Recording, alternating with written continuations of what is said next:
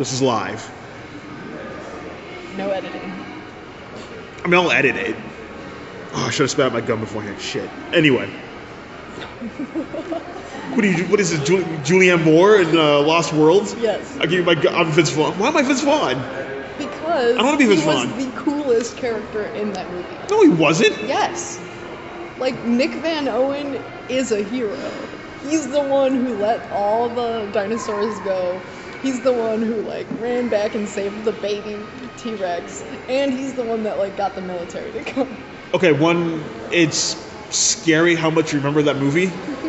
Or know of that movie. Two, no one can be cooler than Jeff Goldblum in a movie. That's just what it is. Nick Van Owen was the Jeff Goldblum of Jeff Goldblum's lead role movie. No. Yes. No. Yes. No. And also his daughter. Marguerite agrees with me. What does that mean? I have someone on my side. Okay, cool. Good for you. Nick Van Owen is a hero. Why do you know his name? Because he's the best character in Why are we talking about the Lost World Jurassic Park? Okay. Alright, well. The movie has two good scenes in it. I won't disagree.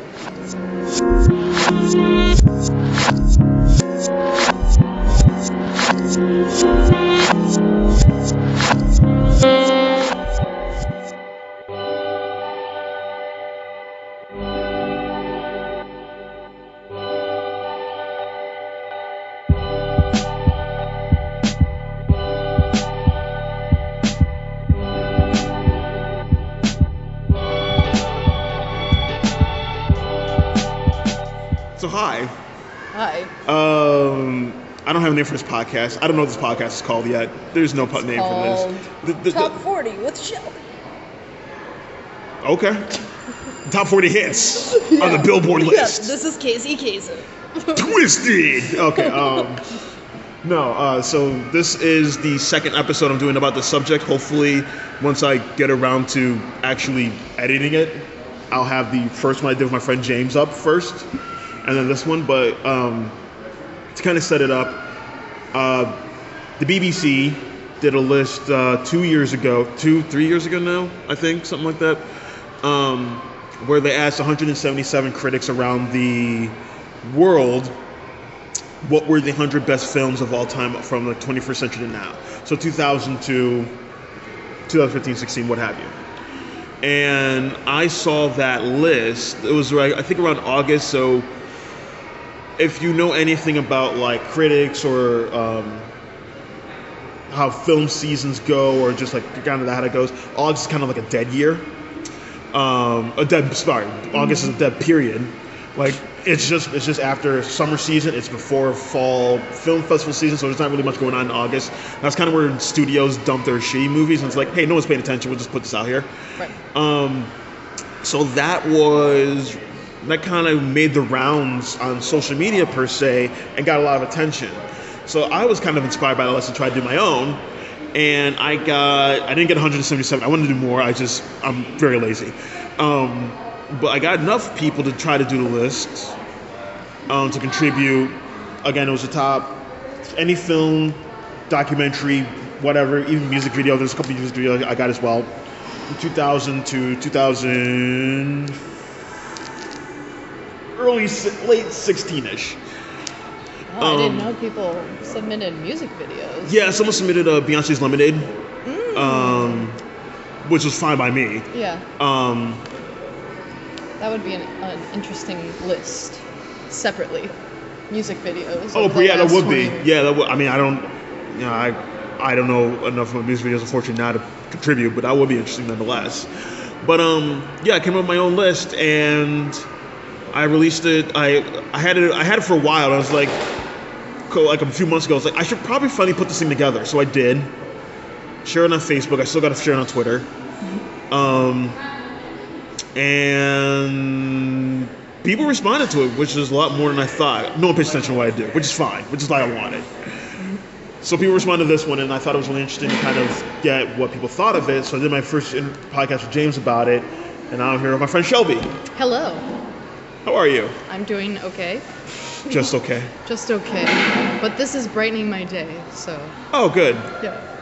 This is the start of my day. Yay! Basically. This is the end of my day. Yeah. So the BBC, their list, number 1 for them was Mulholland Drive. 2 was In the Mood for Love, and 3 was There Will Be Blood. Okay. And they had 100. I only went to 40 because I got tired of calculating after a while. Yeah. And 2, after a while it'd be like there'll be films in there like only got maybe like 2 votes, and it's like Sure. okay, so I just stopped at 40. Your net wasn't wide enough. No, it wasn't, unfortunately, because again I just didn't get enough people. Yeah. I stopped after a while, so my top 40, the list is There Will Be Blood. That's number 1, Paul Thomas Anderson. Number 2 is Mad Max Fury Road, George Miller. Number 3 is No Country for Old Men, Joel and Ethan Coen. Number 4, Eternal Sunshine of the Spotless Mind, Michel Gondry. Number 5, Inglourious Basterds, Quentin Tarantino. Number 6, The Dark Knight, Christopher Nolan. Number 7, Mulholland Drive, David Lynch. Number 8, The Tree of Life, Terrence Malick. Number 9, Pan's Labyrinth, Guillermo del Toro. Number 10, Children of Men, Alfonso Cuarón, just rounding that out. So I think if I compare it to the BBC, there's 5 movies that made that we each have in the top 5. It's There Will Be Blood, No Country for Old Men,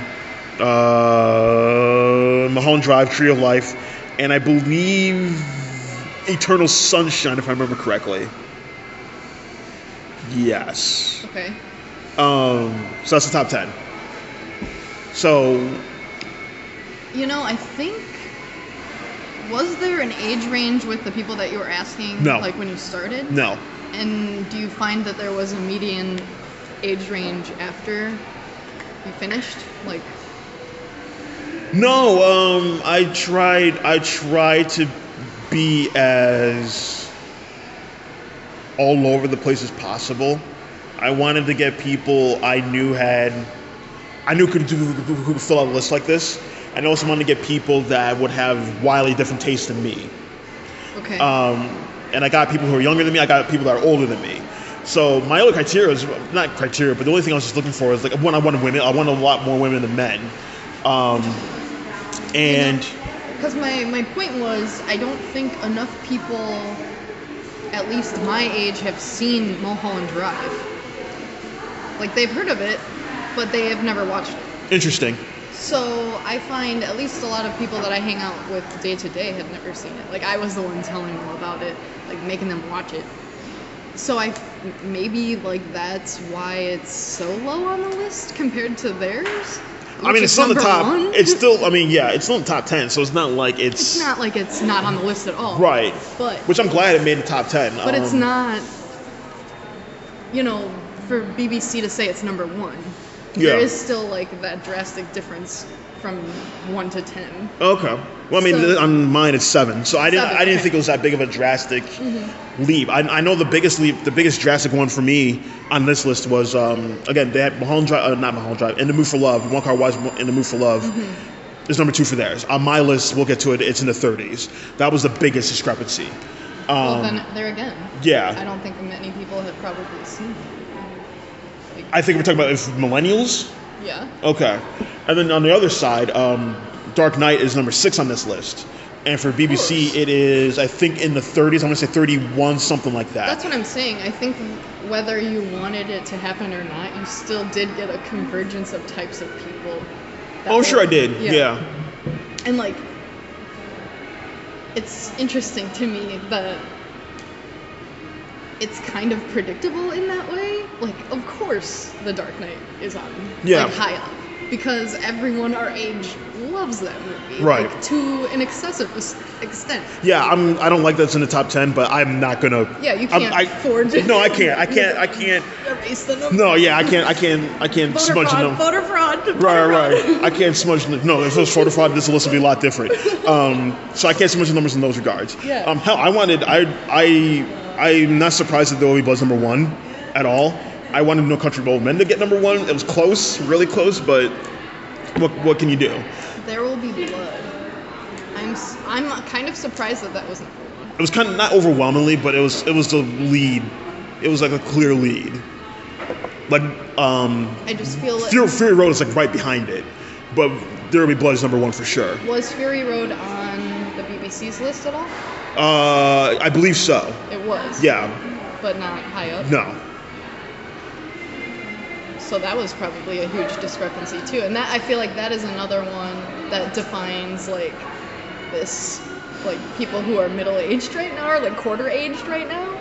Like we want those practical effects. Like we miss them from when we were kids watching puppets or, you know, live action stuff, where we've moved into this highly saturated market for CGI and explosions and all of this, and I feel like it was a breath of fresh air to see practical effects. I think and it's interesting, did so well. Right? No, I think two things. On that point, there was a lot of CGI in Fury Road, a lot, and it's always interesting how people conflate like CGI with practical effects. Yeah.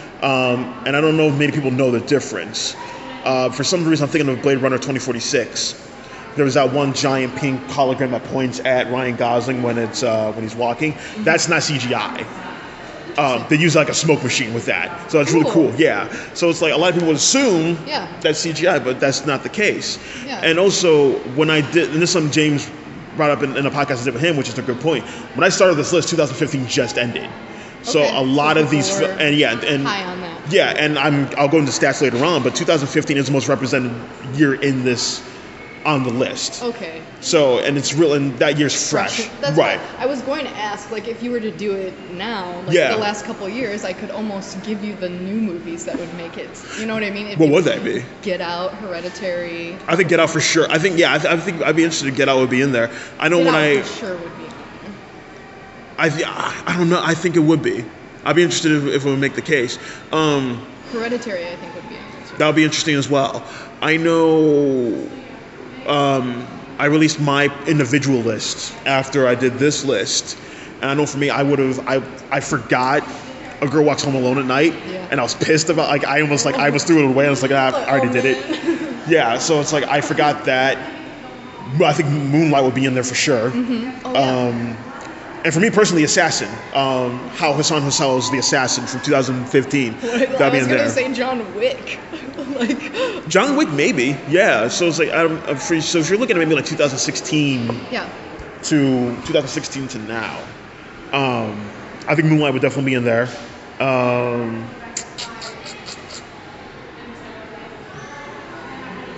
What was the Manchester by the Sea? Maybe. I mean, I liked that film a lot. Maybe. Especially the people I know, might go to bat for that. That's a beloved movie, so maybe that'd be up there. I think again, the other one. I think La La Land might be up there for sure, despite how just decisive the film is in general. I feel like if I got more. Speaking of Giselle, I think if I got more people do this, I think Whiplash would be on here. People love Whiplash. A lot of Green Room. I feel like a lot of people were hype on that movie too. Green Room got a couple hits on the list. Unfortunately, not enough to make the list as it is. But I feel like maybe Green Room. I would be interested to see your list of all the people that voted for one movie, like all the movies that got one vote. You know what I mean? Oh, I have the list. So it'd be like all the one-offs that. The random ones. Yeah. Because it's like there are, The Dark Knight. I know that was on my list, and Mad Max. I know that was on my list. Like there's ones that I know like almost 90% of the people probably turned in. Yeah. And it would be really cool to see like what those odd ones are and try to like figure out who those people were. Like, oh, that doesn't seem like Oh, that'd be interesting. Yeah. I'm trying to think of ones that just got one off the top of my head right now. I can't think of any top. Like just some weird ones. Yeah, like The Imposter. The Imposter, was one that you mentioned. I mentioned this before we started recording. Beyonce's Lemonade was on there. Yeah. I got a friend from Twitter who put it on there. I'm kind of glad he did. Yeah. Sean Baker's Tangerine, the one he filmed in the iPhones before he did the Florida Project. That was one. I feel like maybe that would get more hits if I did it more. Maybe do it if I did it now. Maybe the Florida Project. Sorry to go back. The Witch would definitely be on the list. Maybe The Witch probably be on the list. I think that got maybe 2 hits, something like that. Only 2? Yeah, something like that. Again, this is when I did the list. I feel like maybe it'd be more represented now. Sorry to cut you. No, you're fine. It's podcast that happens. I feel like a lot, like A24 is kind of blowing up, so I feel. Oh like no, they're very much the mainstream. They're like the mainstream indie. Yeah, they're the mainstream like hipster kind of like if you want like some kind of street cred as far as films go, that's like the one. And not to discourage that at all. I mean, A24 is great. I mean, they won the Oscar for Moonlight, so you can't discourage them by any means. I just feel like a lot more of their work would be on probably this group's list. Yeah, probably. I'm trying to think of another film off the top of my head real quick that might have made it on there.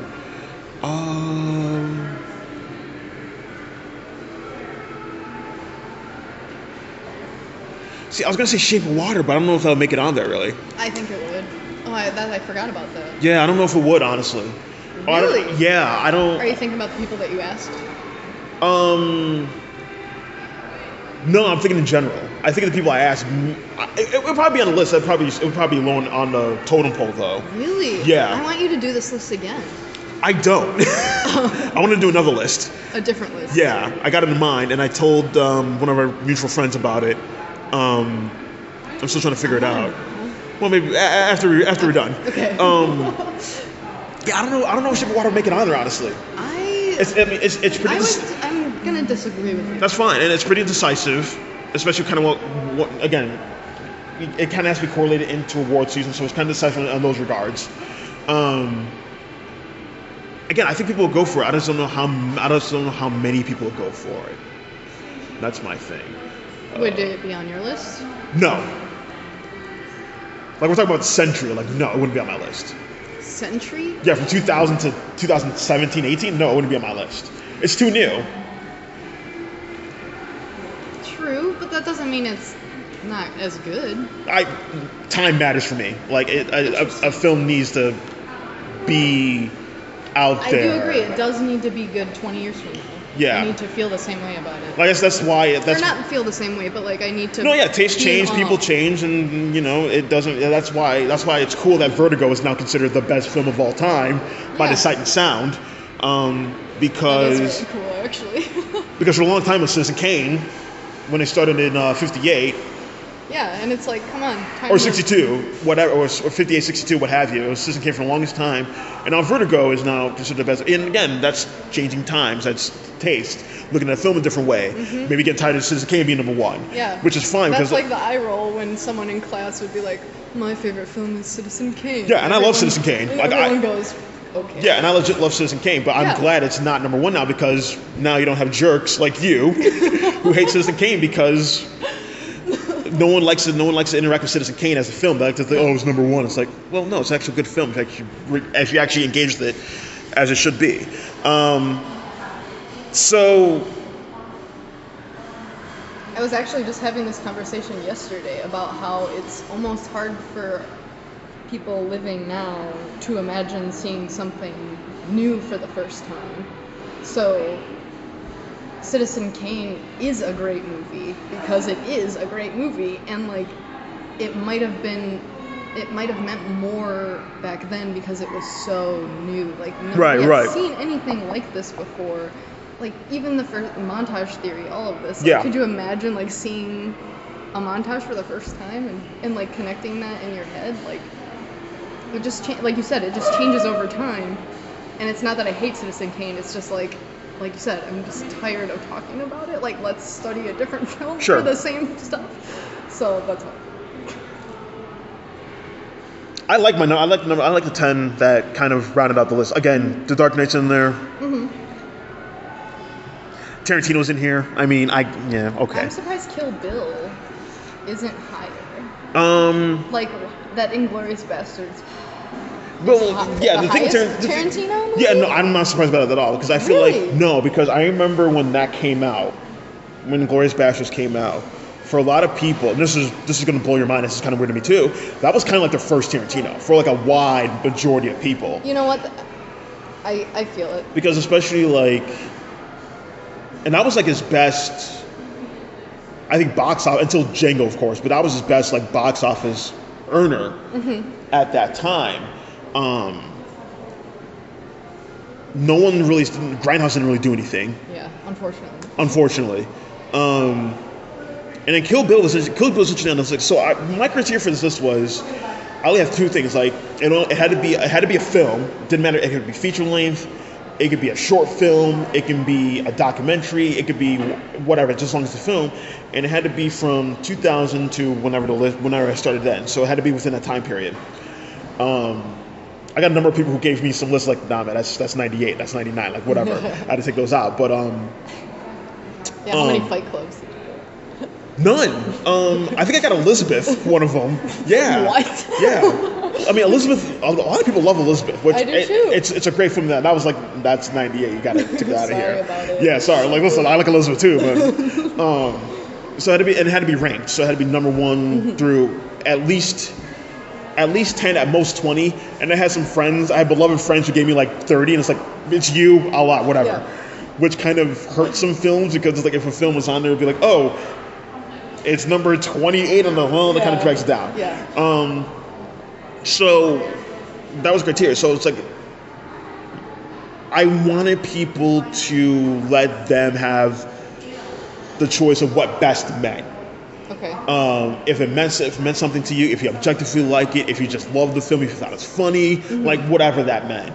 And for certain films, it was like, for Kill Bill, for example, Tarantino counts as this one thing. Yeah. I'm pretty sure I put it on there as one. I think you did, and we can go over your list as well. Some people have Volume 1, some people have Volume 2. Volume 2 is on there quite a bit, actually. I like 2 better. And same with and same with just Kill Bill as 1. And people were like, can I count as one? I was like, dealer's choice. Like, give me whatever, I will work with whatever I get. Okay. Same thing with Lord of the Rings. A lot of people had, and it's on the list, and like as one thing. Yeah. But people had, a lot of people had Fellowship of the Ring or Two Towers. Return of the King didn't end up on the list at all, which I thought was interesting. The last one? Yeah. That's the best one. A lot of people don't think that. A lot of people think Fellowship's the best one. I think Fellowship's the best one personally. You know, I'm not a fan, so. I mean, I'm not that beloved with Lord of the Rings either, but I know for a lot of, like you said, for a lot of millennials, that's a huge touchstone for them. It is. Lord of the Rings is. Kill Bill is. Eternal Sunshine is. Lost in Translation is. So there's a lot of films on this list where you kind of look at, okay, yeah, that's obviously going to be on there. Yeah. Same thing with Dark Knight. For a lot of people, Dark Knight is a huge touchstone for them. And Mad Max, almost. And I get that it was 2015. But another thing I'm just now thinking about is like the female empowerment in that movie. Yeah. Like, that was kind of starting a wave of the Me Too movement and all that. I think that movie probably will hold up over time. Oh, absolutely. And if you were to ask later, it might be lower on the list, I would say, but I still feel like that. I still think it'd be in the top 10. Really? Yeah. I guess depending on how much time. It's had like, passed, but I think it will always be a touchstone. Yeah, and it's like, I don't even say this glibly. It's. I think one of my critic friends I talked to on Twitter, Priscilla Page, she joked, it's interesting we kept making action films after Fury Road. It's like, I kind of agree with her. Like, that film is working on such a level that not only action films do, but just films in general are just working on. Like the way it's filmed, the way it's edited. You talked about the effects as well, and it's like a simple film, but it's like it's working at so many different things. Yeah. And my favorite part of the whole film is the fact when it's going to the sacred place, or the green place. The film turns blue out of nowhere. Yes. Oh my god. And then they keep going. Like you don't hear, they don't talk about it. They don't stop the film. They don't explain anything. No. You have these weird creatures. It's dark time now. Yeah, it's just like, what is this? And film keeps going on. And it's like, it turns into like an Ingmar Bergman film out of nowhere for no reason, and it just keeps going. So I feel like that film is just working like. Not giving any dialogue to Tom Hardy was a great decision. Yeah, and like even the performances from Charlize Theron in general, and that film is really kind of interesting. Like the people who kind of come out of that film, because Riley Keough came out of that film. Zoe Kravitz is in that film. Even Nicholas Hoult. I mean, he's done stuff before, but he was really kind of good in that movie. So it's kind of interesting to kind of look at that film. It's like, oh, these people are kind of coming out of it. There's one of the other wives. that was in that film. She's been in a lot of other things as well. But another mutual friend of ours, Richard and I are talking about this, where it's just like the film is so packed. Well, one, there's no script for this film. Like, there's storyboards. Wow. Like, and Miller's been working on this film for like 20 years. He was trying to get done in the mid 90s. Money fell apart. He couldn't get it done, and he finally got it done eventually. Good thing. Good thing, yeah. It was a really troublous shoot. Theron and Hardy more or less hated each other. Yeah. It worked. It worked, and you can't tell on screen, which is a benefit to them as well.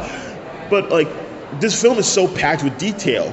Where there's a video essay. If you look at it from a screenwriting standpoint, if you look at when we first see Morton Joe, played by I think Hugh Keen's Barnes. I hope I got the name right. But if you look at him, how he's getting dressed for the first time. It's a simple scene. He's got servants who are putting the armor on him and getting his face, the mouthpiece on and everything, and he addresses the crowd. And it's like if you told a screenwriter to describe that scene, it would be probably like 2 pages of just like wall text. Yeah. It's like because he's got the medals, he's got the armor plate, he's got everything about that character. But at the same time, it's like it would probably be just like a paragraph. Like, or Morton Joe sits down, he has the servants put the equipment on him, and then he goes out to the crowd. Like, that would probably be it. But it's like, it's so packed with detail that you can just watch it over and over and over again and get more things out of it. Yeah. Like that. Like, it's a masterpiece now, but I think even again with time, I think it's going to be even more so. Later on. I agree. And I feel like millennials might feel like that's a tangible future, especially in today's standards. Oh, maybe. Like Hell, that might be best case scenario for us at this point. No, but like I hear people joke all the time. Like, it's, global warming. We're gonna be like Mad Max. We're gonna be bartering water and all of this. And another thing, again, we're talking about millennials. The other thing is, like, most millennials, the ones I come across and talk to as well, they have no connection to the Mad Max franchise. It's like this is the only one. Yeah. Because the first one's in '79. Yeah. You have Thunderdome with Tina Turner. Mm-hmm. It's like, and Mel Gibson as well. So it's like for a lot of millennials, when people say, tainted. It's almost tainted in that way. Not to a degree, yeah. But I'm just saying, like, for a lot of millennials, like when they say Mad Max, I would make the mistake, oh, which one? And it's like, well, wait, there's more. Like, yes, there's more. Yes. It's just like the fourth one. Like, there's more. But for them, it's just Fury Road because there's been such a long time. Yeah. Between entries. I love that Tree of Life made it in top 10. I love that Mulholland Drive made it in top 10. Mm-hmm. Even despite what you just mentioned. Yeah. Which is interesting. Again, I didn't have an age bracket. Going in, you weren't like, I wasn't have to thinking, be between these ages. No, God, no. I wasn't thinking of that at all. I just wanted people I just knew one who could come up with a list who would be interesting apart from me and who had good taste in films, whatever that meant. Some level of taste in film. I imagine you're not just picking people off the street. No, and like even the people that there's some weird films on it that I got a Serbian film. No. But Lilo and Stitch came up quite a bit. Interesting. Yeah. Actually, that doesn't surprise me. And again, I think that's purely a millennial thing. Yep. Because I remember looking at it like, Lilo and Stitch. Because if you extended the years, Mulan would be on there. Like. Oh, maybe. Harvey. Yeah. Maybe. Yeah. So I thought that was interesting. I like how the last, right out the top 10. I like that Guillermo del Toro and Alfonso Cuarón round out the top 10 because you have Pan's Labyrinth and Children of Men. And I feel like the three amigos, if you throw Inarritu in there as well, they have... Inarritu has 5 Oscars now. And he got that just from 2014 and beyond.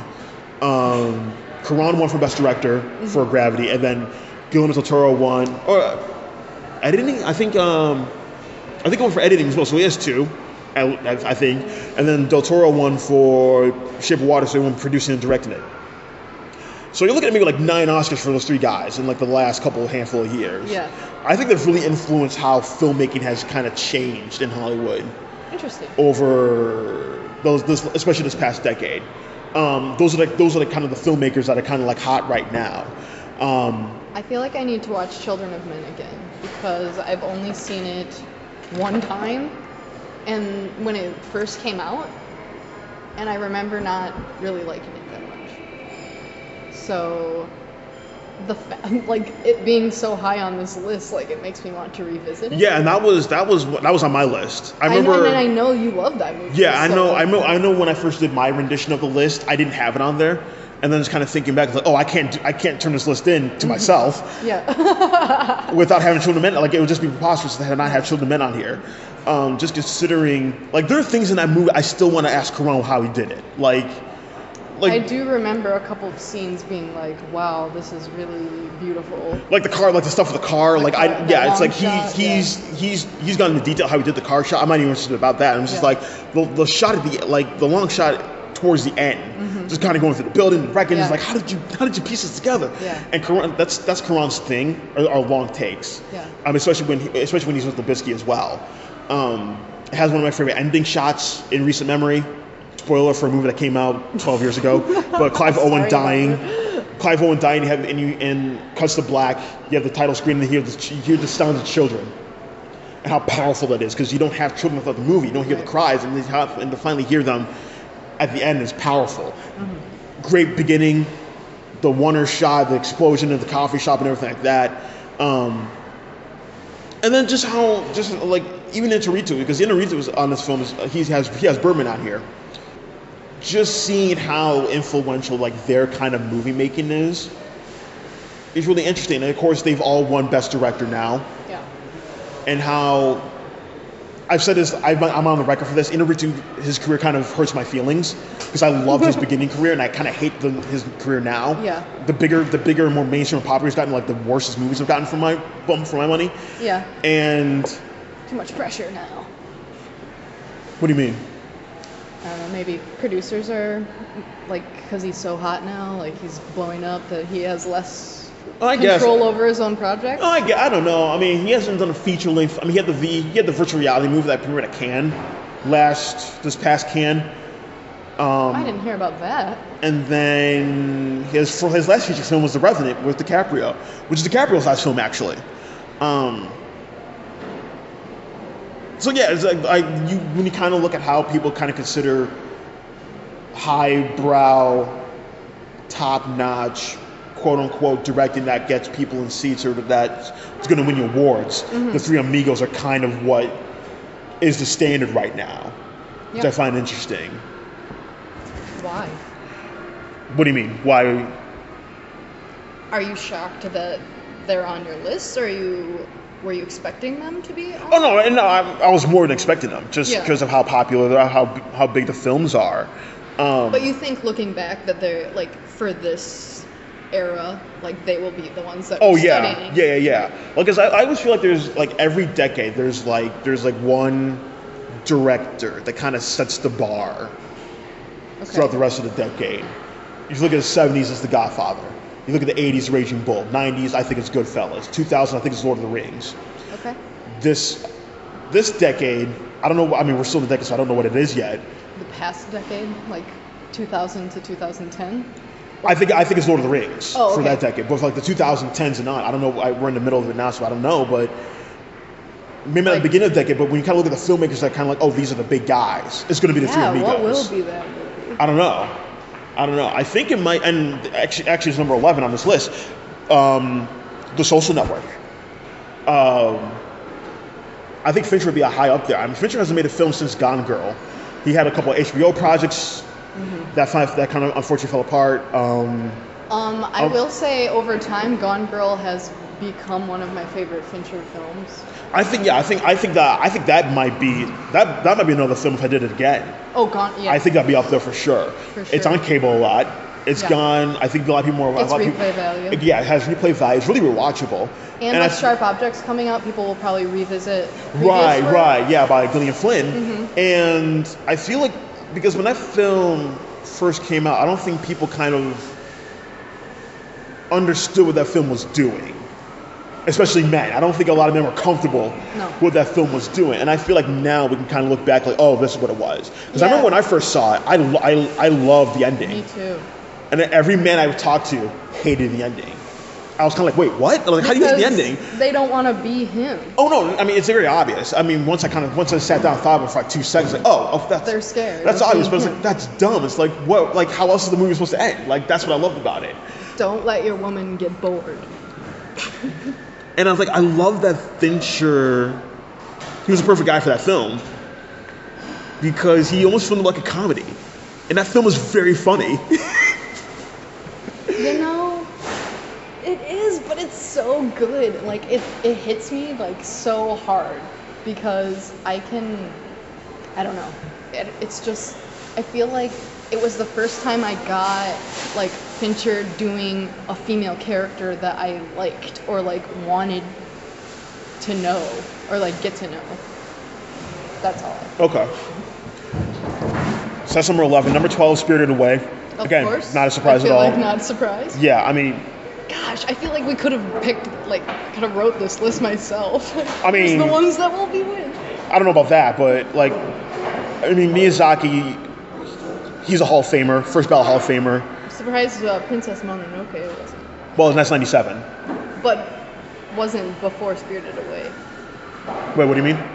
I'm surprised Princess Mononoke wasn't before Spirited Away on the list. No, but it's 97, so it can't be on the list. That's what I'm saying. Oh, I'm sorry. Yeah. I got you. I thought it was a little... I feel like it's not my favorite Miyazaki. Princess Mononoke is. Mm-hmm. But Spirited Away is... I think it's objectively his best film. Yeah, I agree. Along with Wind Rises. I don't think I've seen that one. So it's like, I'm not surprised Miyazaki is that high up there. Especially considering, like, for a lot of people, like, he's another touchstone. He's one of the like most influential filmmakers out right now. No Wes Anderson so far? Not yet, but we're getting to him. I'm so proud this one made it as high as it did. The Assassination of Jesse James by the Kyle Robert Ford is number 13. Of course. I mean, of course you're happy about it. No, I am. I'm delightfully surprised. That was in a couple people's number 1 film. Wow. That was in my top 10. Uh-huh. That film's legacy is really interesting because I saw it in the theaters in 2007, but it didn't make much money. It's a long movie. It's an unwieldy movie, and not from like from a technical standpoint, but just how it interacts with the audience. Where it's like, it's slow. It's a slow burn. What happens to Jesse James, what's in the plot of the title, once that happens, the movie keeps going on for like maybe 30, 40 minutes. Yeah. It's not a fun movie for everyone. No. But and I feel like a lot of people wouldn't even get it. No, and Warner Brothers was kind of afraid of that because it kind of took it away from Andrew Dominic. They tried to re-edit it, and then that whole thing happened. But the further people have kind of gone away from that movie, that's the movie where it's like, you kind of mention that to like a crowd, like 5 people, like, oh shit, yeah, I love Jesse James. Yeah. Like that's a beloved and then the other movie. People haven't seen it. Right, that's a beloved movie. Like the soundtrack is an all-timer. I love the soundtrack. I have it in my car. Nice. I listen to it every once in a while. Like it's a gorgeous movie. It's my favorite Brad Pitt performance. And was that Casey Affleck's first movie? No, it's not his. No, he was in the Ocean's trilogy. Oh, but that's the first movie that was kind of like, oh shit, that's the guy that you're gonna have to look out for him. Yeah. And it's like that has Sam Rockwell in it. Before Sam Rockwell was doing things, but that was before like he kind of blew up. Yeah. Jeremy Renner was in it before he blew up. Yeah. Zoe Deschanel's in it for a little bit. So there's people in that movie where you kind of look back and it's like, oh shit, like that person's in it. It's Chris Tapley had a tweet after, I think just towards the end of war season last year. He was like, at the end of last year, he was like, another year gone by, another film that hasn't been as good as Jesse James. And I was like, wow. I love when people take a hot take like that. And I'm like, I love that take. I want to agree with it. I love Jesse James. I love the movie so much. So you're happy that it was on there? Like, I'm happy it made it that high. Like, yeah. And again, just talking to the people I know and their taste, I knew it would be on the list. I just didn't think it would be in the top 20, in the high top 20. Sure. And it's like, that's awesome. Yeah, what number is it? 13. Yeah. So after that, we have Royal Tenenbaums. Honestly, I'm kind of surprised about that one. Again, I think it's another touchstone. Wes Anderson's beloved. That's another film a lot of people saw when they're young, impressionable. That's going to be on there. I'm not surprised it's on there at all. The next one, I'm not surprised at No, all. not at all. Drive is up number 15. Yeah, number 15. I'm kind of mad it's on the list. I'm mad it's that course you high. are. It's a bad film. It's a really bad film. Why? Why not? I'm just like dazzled by the lighting, though. Sure, it's a So- pretty film, but there's nothing going on whatsoever. That's Rife in a nutshell. There's nothing going on behind the facade. Like, I dug it so much. The story just, I don't know. there's a story? Please tell me. Yes. I don't know. Exactly. Driver, man, he's trying to get out of it for this girl. And then, Again, I'm not surprised. I'm not surprised it's on the list. I'm not even surprised it's that high. No, I thought it would be higher, to be honest. It's very impressionable. It looks pretty. It distracts you. Yeah, Ryan Gosling's not doing anything. It's artsy. It quote unquote. I mean, I think that's Rife in a nutshell. It's artsy. That's his style. Again, like stuff that almost doesn't make sense. It looks pretty. Mm-hmm. That's all you need. And it's like, okay, Yeah. okay. Lost in Translation is up there. Again, Not another Hudson film. surprised. Not surprised at all. I still haven't finished that film. Really? Yeah. Aw. I've had a lot of critics yelling at me about it, which is fine. Whatever. I mean, if you weren't feeling it, but No, it's not even that. It's just I just haven't gotten around to finishing it. I love hearing people of color talk about it because they think the film's incredibly racist, which I find fascinating.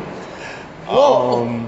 I love that it is an easy read, but I love how it is Sofia Coppola's version of her relationship with Spike Jonze, and then her is Spike Jonze's version of his relationship with Sofia Coppola. I was gonna say it is very reminiscent of her. Yeah. Or like her is very reminiscent of Yeah, and they both won and the they're Oscar. both on the list. They're 10 years apart. They both won the Oscar for the same category for it.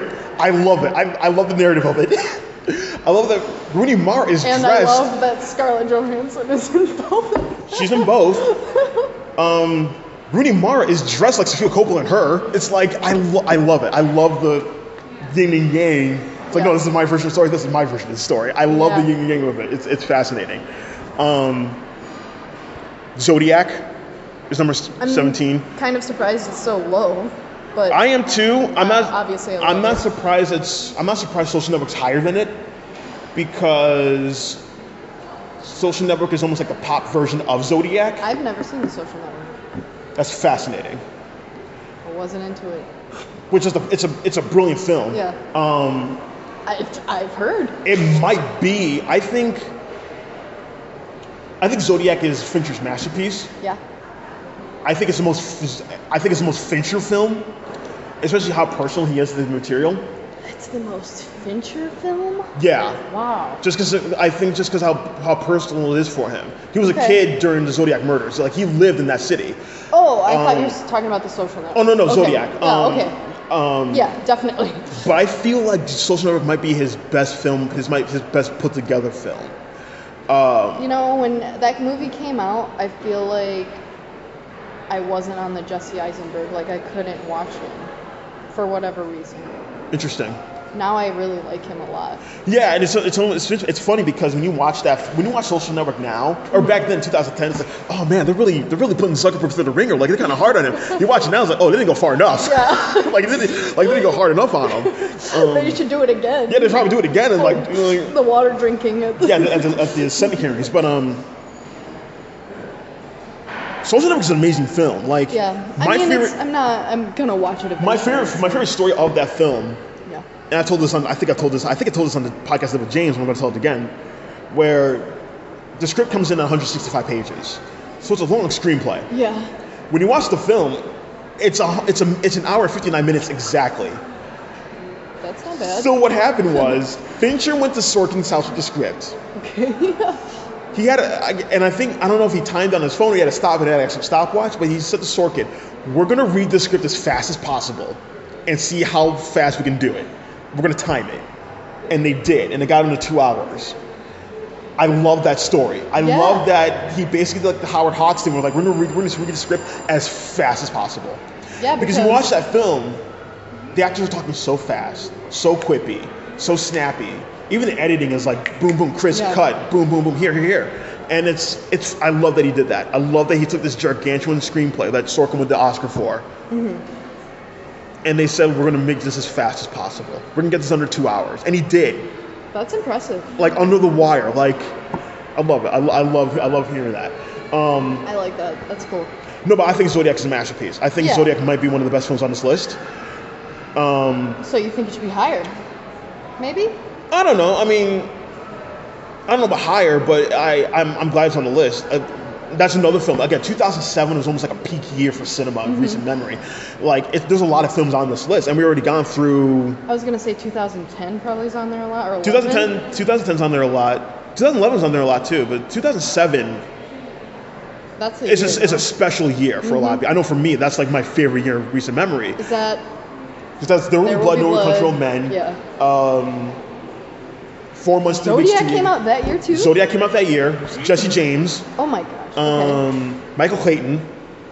Livian Rose. Oh, I love that movie. And I hate that movie, but but has one of my favorite performances of recent memory, when you're totally are. That's so weird. I was just thinking about that. My favorite scene in almost any, like the most emotional scene I've ever seen in my life is from that movie. Yeah. And Juno's so that year. Juno. Atonement's that year. Dive Mill and the Butterflies that year. Oh dang. Born Ultimatums that year. I don't care. No, it's a crazy year. I love that year so much. Yeah. So it's on there a couple of times. I'm really glad about that. But no, Zodiac's up there for sure. Next we have Her. Yeah, which we just talked about. Yeah. I just saw that for the first time recently. What'd you think of it? Amazing. I feel like in a different setting we can talk about it more in depth about like how Okay, it felt, sure. but it definitely is. It would be on there. For And, sure. it's funny enough, it does the same thing that Lost in Translation does, where it's like, oh, it's filmed in Shanghai. Where are the Asian people? Yeah. Womp womp. So, Womp womp. Lord of the Rings, and just all Lord of the Rings, like 2001, 2, and 3 is on here. Ex Machina is on here, which again, 2015. yeah. So it's in people's minds. You know, it if kind you of would has. have asked me that if to give you a list like this year, or like more recently, I Yeah. would have put that on there. And again, that was another thing you talked about with like Fury Road, where it's just like it kind of has like a very feminine quality to it. Yeah. And I love talking. There are a number of female critics I've talked to who hate the film. Ex Machina. Yeah. So I love the film. I haven't seen the film since it came out. I own it. I just have still seen it again. But Because I remember talking to you Yeah. when I first saw it. It just didn't sit well with me. Yeah. But now that I've seen it again, I feel like I can articulate like why I had that initial reaction and why I like it more now. yeah, and I wanna watch it again. Talk to the female critics I've had discussions with who hated the film, because their discussion was it's like, oh, it's a man building their ideal version of a woman. That was the kind of whole argument, which is a solid argument. But they always ignore the ending where she kills Oscar Isaac, leaves Domino Gleeson to die, and she goes on to be her own person in the real world. So it's just like that's an essential part of That's not that character. That's what I said the reason was that I didn't like it at first. Yeah. Was like that there was this, you know, I don't know, bad taste in my mouth about like the men in the movie. Sure. Now that I can realize what it is, I don't like movies that force a male gaze on me. Yeah. And I think there are ways that you could have filmed that movie without having that. But I feel like the male gaze is weaponized in that film, and I think that's what makes, for me again, as a straight male, and I feel like that's why the ending's so palpable and powerful, because it's like it takes the male gaze and kills them with it. Like, and I feel like that's part of the point of the movie. But still, you were doing those shots the whole movie, and Sure. you're forcing like men who are watching that movie to still have that perspective of the female. Yeah. That's my problem. Yeah. And that was my same critique of the new Blade Runner movie. It was like, you're forcing me. Like, it's one thing, like, to show whatever, and a person can decide if they're going to objectify whatever in the frame. But, like, that movie specifically, I feel like they were forcing it on me, and I understand why. I just don't like it. Sure. So I do love the movie and what it's about, but there is something still that rubs me the wrong way about it. We can go through the rest of the list pretty quickly. Number 21 had a tie. There was Grand Budapest Hotel and City of God. What an interesting tie. Yeah, that's what I said. Like, when I came up with it, I was like, Completely different. completely different films. one of those but films. Grand Budapest Hotel, I'm kind of happy is on. One of those films is near and dear to my heart. It's part of my being, which is City of God, which got me into cinema. Mm-hmm. And one, I don't like Wes Anderson's films, but it's like that was the one film I'm like, oh shit, I think I like this movie. Yeah. And it's You're like, interesting. shit. That's what I was. Yeah, I remember watching it, like me with you, like, fuck, I think I like this movie. How am I gonna tell Justin? How am I gonna tell anybody? Like, I can't tell people this. No, but it's interesting talking to people who are fans of Wes Anderson. Like, from my experience, a lot of fans of Wes Anderson don't like that movie because of how broad it is. And that's why I like the movie, because it's like it's almost like the least kind of Wes Anderson movie there is. It's a historical drama. Wow, I feel like it's the most Wes Anderson. No, yeah, and that's the movie. thing. Like I've heard both sides of the argument, so it's really interesting how that kind of discussion has come about. Like because that film is mostly a historical drama. Like, and my thing is, I can never take Wes Anderson straight. Like I need something else. I guess I maybe need something. content-wise. I need something plus something else plus Wes Anderson, and I'll be okay. Like that's why I like Fantastic Mr. Fox a lot. Because it's like Wes Anderson with animation. Yeah, with stop motion. It's like I can deal with that, and it's like that's kind of why I liked it about Grand Budapest Hotel a lot. Like the content was different than his normal stuff. Yeah. I feel like aesthetically and kooky wise. Oh, absolutely. No. Wes I think like those shots in that movie are like literally like it's from accidentally Wes Anderson. Like no, I think structurally very much so. But yeah, content wise, it's very different from his usual material, and I feel like that's what kind of helped me. I think that's what helped the Academy as well, because that was the first time he got nominated by them, and he got nominated. It got 8 nominations across the board. None for Ray Fiennes, which again I've ranted about enough. But because has Ray Fiennes worked with Wes Anderson before? Before that, no. And I feel like that was also a breath of fresh air. It was like a new character. Yeah. And Zero was like.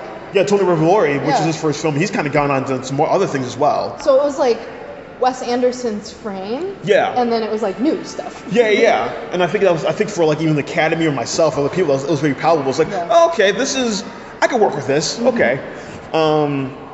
Inside Llewyn Davis, which I loved. I have never seen it. Birdman. I love. Which I hate. Hate's a strong word. I don't like the film. I don't like the film a lot. Old Boy. Yes. Room, which again 2015, it's new. Yeah. I feel like that one would not be on there if you. I don't think it would be either. And I have complicated feelings with that movie, which I've gone in details a lot before. It's like I really like the beginning of the movie. Yeah. As soon as I get out of the room, I think the movie falls apart. Okay. Brie Larson's great in it. Jacob Townley's great in it. Yeah. Laney Abrahamson, I like his directing. And I like him as a director in general. I liked his film Frank more than I like Room. But he got a surprise director nomination for Room, which is really surprising. And I think he has a new film out now. I forget the title of it, but I feel like old people really like that movie.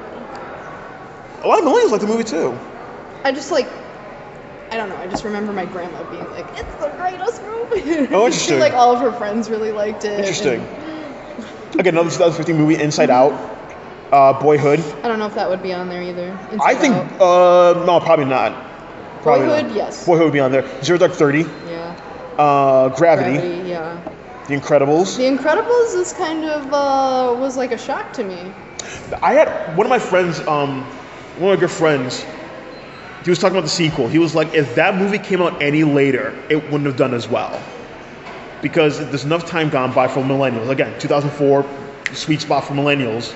So they're holding the torch for the Incredibles. You wait long enough, and he was like, if it came out any further, they probably would have missed the boat. And I find that fascinating.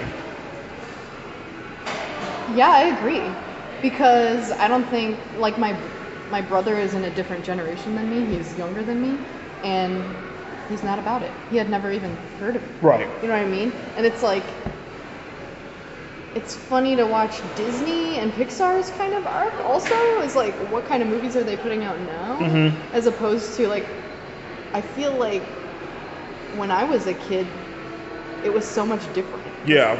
Does that make sense? I don't know. Like they're more focused on trying to push a message now. Yeah.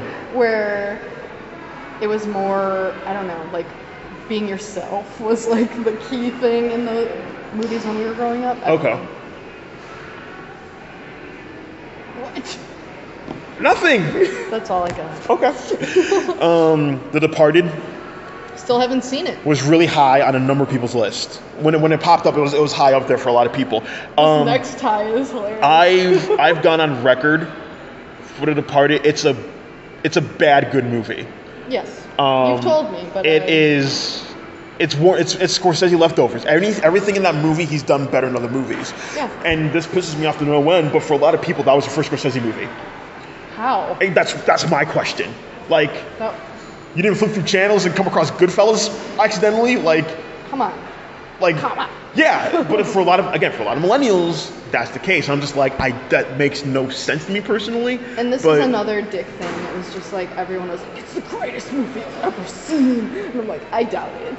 No, yeah, like, especially that award season, 2016, it kind of came in late.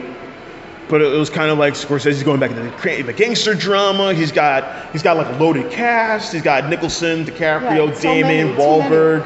Goodbye. A lot of it just catered to a lot of people. And And it's it's a like, remake. Nobody knew about. yeah, it's a remake no one knew about. The original's way better.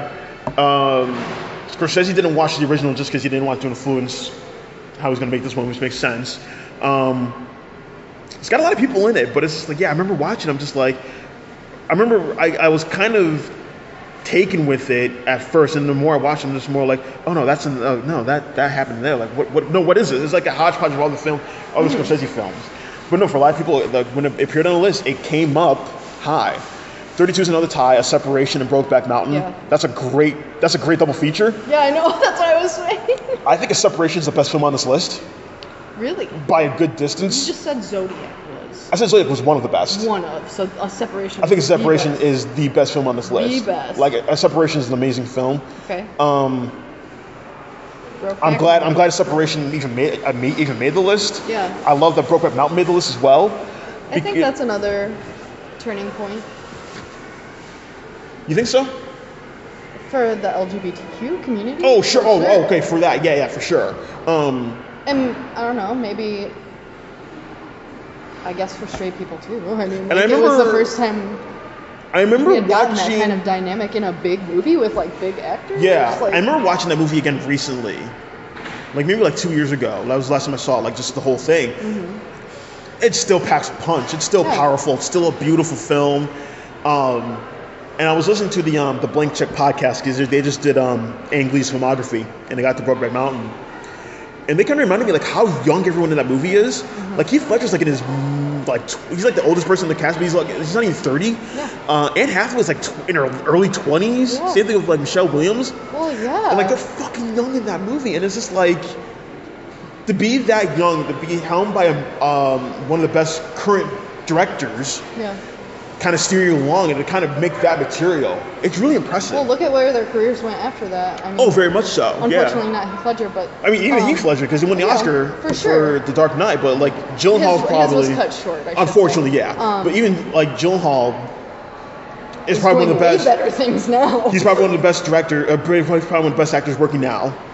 And Anne Hathaway went on to be extremely Anne successful. Hathaway won an Oscar. Exactly. And Michelle Williams is probably one of the Yeah. best American actors right now too. So it's like you kind of have like four great actors in this film, and you know, kind of catching them early, and then kind of see what to do later on. It's like it's incredible. And I think that was like a lot of people, like I'll say conservative people's first time experiencing an LGBTQ movie. I think on a scale like you mentioned, probably. Or at least like I'm just trying to my scope. Like my parents, like that Sure. was probably the first time they'd Okay. ever seen something like that. 33 is 12 Years a Slave. Yeah. 34 Scott Pilgrim vs. the World. I'm surprised that's not higher. That was kind of grouped up in a lot of weird films with it, because it'll be like because you read the last three films, it's like A Separation, Brokeback Mountain, Torrance League. You have these Oscar-winning, you have these heavy-hitting Oscar-winning films by creators doing the best of their craft. And you got Scott Pilgrim, it's like, Hey man, That's interesting. That movie. no, I like a Scott. masterpiece. I like Scott Pilgrim.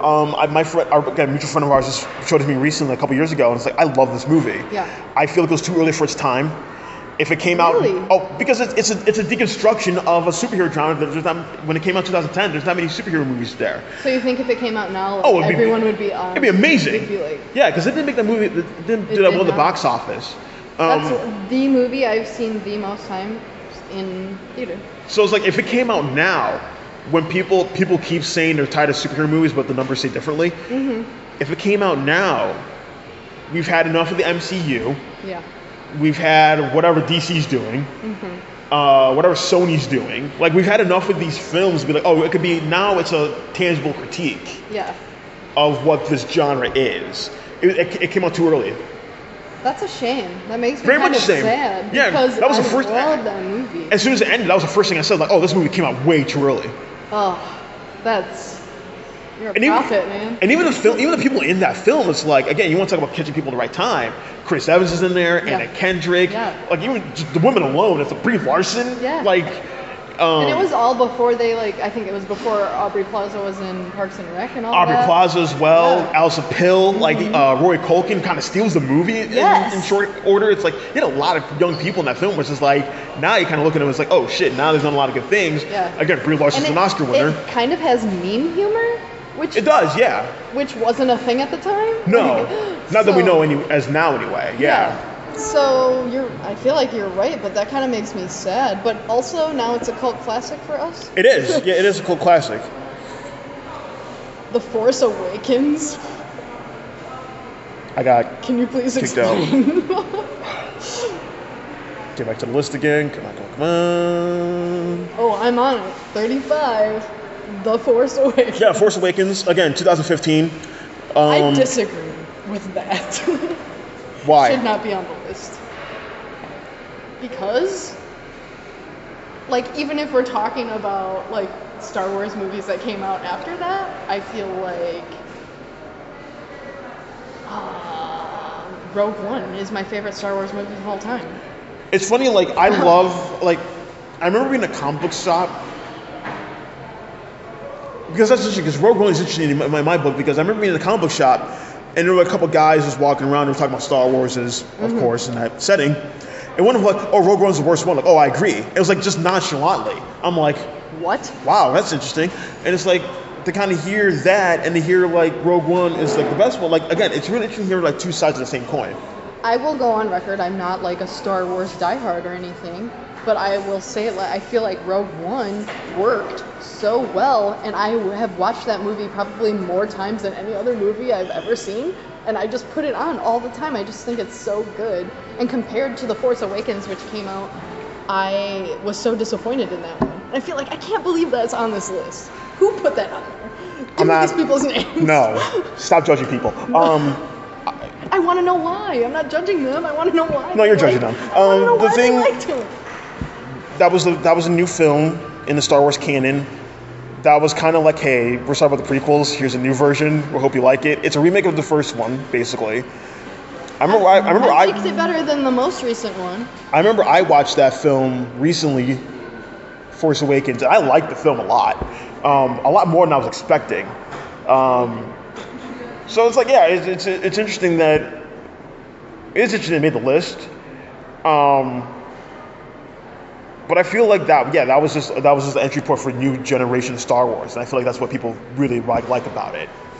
Like, you can get Star Wars again from a new perspective, so a more modern take. I understand, but I feel like everyone you asked had seen previous ones. Sure. And I just can't believe that is the one that made the list. Like, there are no other Star Wars episodes? Only The Force Awakens? Well, I mean, again, like, no. Revenge of the Sith was the only other one, and that I think that was the only one that got like one mention. Yeah, so I forgot it's from 2000 to 2000. Exactly. You don't have that many. Right, yeah. So it's like, what are you looking at?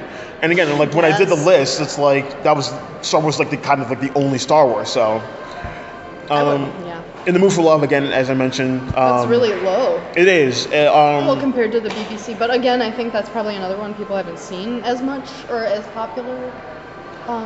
Right, and I feel like in my crowd, that's a beloved movie. That's one of the best movies that's come out recently. Yeah, I was kind of disappointed. Kind of went that low, but it's like again made the list, so there it is. Wolf of Wall Street. Not surprised. Kill Bill Volume 1. Only Volume 1. Yeah, only Volume 1, not Kill Bill, Kill Bill Volume 2, just Volume 1. Inception made the list. Understandable. I feel like... No, it is. It is. I would rather Inception be on there than The Dark Knight. I would take that off. Sure. Just filmmaking-wise, I think Inception's a tighter movie, if that makes sense. Yeah. In most regards, I agree. And again, I feel like for a lot of people, Inception was like that one block. Nolan does this one thing where he's incredible at, and this is going to sound discouraging, but it's not. He's good at making people feel smart.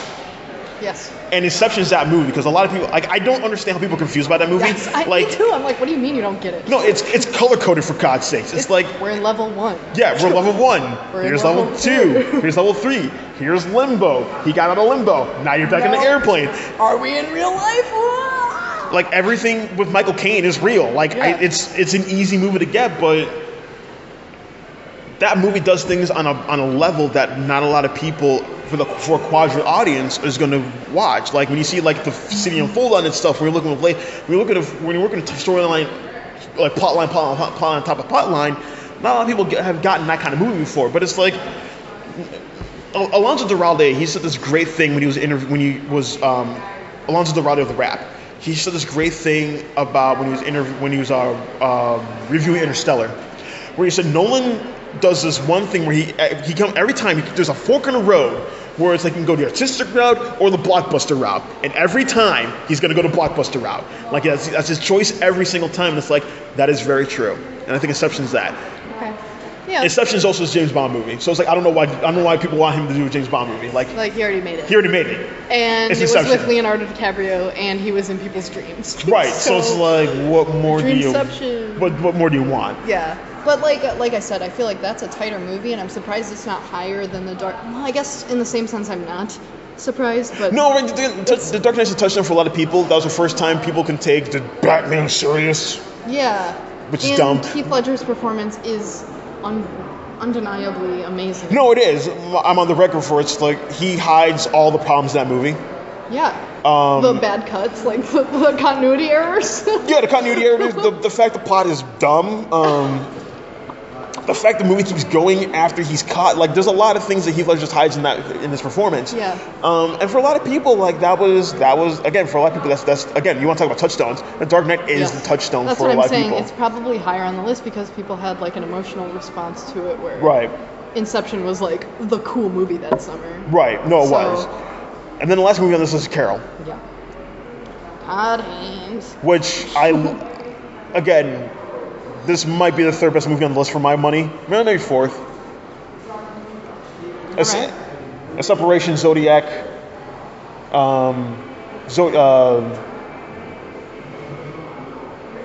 Inception. Oh, Jesse James and Carol. I love Carol. I think it might be the best film that came out since it's come out. What was that? 2015. Yeah. When I was compiling the list, I was scared it wasn't gonna make it. Then it came in last. It's like, fuck, it's last. But listen, whatever. It's on. It's in. It's in. That's all I care about. It's in. Made it. Yeah, made it in. That's all that cares. That's all that matters. So that's the list. I love it. I think it's a good round list. Like, it's got a lot of different yeah, it's genres. It's an interesting barometer. Yeah, but I am actually surprised that there aren't more horror movies on here. I'm not, just considering, like, when you look at the beginning of the century, horror was really bad. Again, that's why I'd be interested. Horror kind of went through that torture points like period, which is like that was kind of like the Nadar. And that's then what I'm saying, and then it kind of came back around like with found footage again, and then now we're kind of in this shit. Yeah, and that kind of came around with like, you know, the Paranormal Activity movies, and then and I hate this term, and I'm using this ironically, but the elevated horror genre era that we're in now has kind of really stepped things up. Again, we're looking at like Get Out, It Follows, Babadook. You can kind of look at a lot of films. Saying. I feel like if you did a list from like the last couple years, the majority of them might have like a horror spin on them. I think horror would be much more represented in those regards. No, that's a good point. Like, yeah, horror. Even A Girl That Walks Home Alone at Night. Right, which again was one to put on my list and I forgot about. I can't believe I forgot that movie. But like that would have been maybe like the kickoff of like the higher brow horror movies. Right. So it's funny in this regard that there really isn't any horror movies. I wouldn't say any of these are horror movies. No, not really. None of them. Ex Machina maybe, like slightly. But yeah. I have your list pulled up. My list? Yeah. Go ahead. Go for it. I don't even remember. You want to go top or bottom? Let's do 20 to the... Okay. Number 20, Black Swan. Yeah, I was surprised that it wasn't on there. I'm not. But it's not a touchstone for a lot of people? No. Would you think it is? Yeah. Why? I think it's like memorable, like in recent memory, like, oh, that was a standout movie. I guess. I don't know if people will consider like the best of the century though. Well, you're only giving us 15 years to choose from. That's a lot of years. There's a lot of movies. I guess. I'm surprised that one wasn't on there. I feel like that's always like a talking point. Especially, there wasn't any movies from Aronofsky on there. No. But how many did he have? What did he have? Like The Fountain, maybe? Yeah, Requiem for a Dream, Fountain, Black Swan. Was that in 2000, Requiem? Yeah. Black Swan, Noah. And then, Mother wouldn't have counted, but no, Mother. Yeah. Mother might be on the list now. Oh, I don't think it would. Nah, maybe. That'd be fascinating. Because, again, you want to talk about a decisive movie. It's Mother. It's Mother for sure. Number 19, you had Grand Budapest Hotel. Okay. 18, you had the Lego Movie. Oh. 17. Did that get any votes? It got a couple. A couple. Yeah. Okay. Lost in Translation. Okay. 16, Eternal Sunshine.